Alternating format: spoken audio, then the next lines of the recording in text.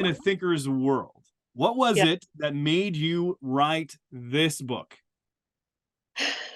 This book came out of just a lifelong journey of feeling like I was at the children's table, because I have grown up around some amazing thinkers and some really sincere believers and lovers of Jesus. But I didn't see my way of being with God in their way of being in the world. And that doesn't mean that they weren't awesome. It's just there was something missing for me. Mm. And when it came down to it, I can carry an intellectual tune in a bucket. I know I can, but it's not where my heart soars. So I went and got a certificate in spiritual formation and had this idea that at some point the clouds would part and I would get a formal invitation to the grown-up table.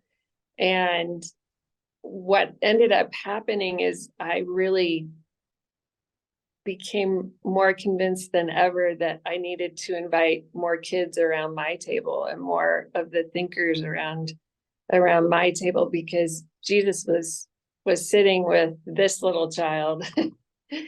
And it's really where the joy is, and all the research points to that's where the joy is in relationship and in the things that bring us joy, that helps us point to Jesus. So what do you mean by makers? Help people to think that. You've kind of delineated between the intellectual, these thinkers that are there, and yet you're talking about these makers. What do you mean by the makers? Well, makers, I think when most people think about makers or creatives, they think about a final product. And I've come to embrace the idea that whatever is creative is what lights you up. It's your light on a hill, as it were, that draws people to you. It's a magnet for you to just display God's incredible, lavish grace that He's given your life.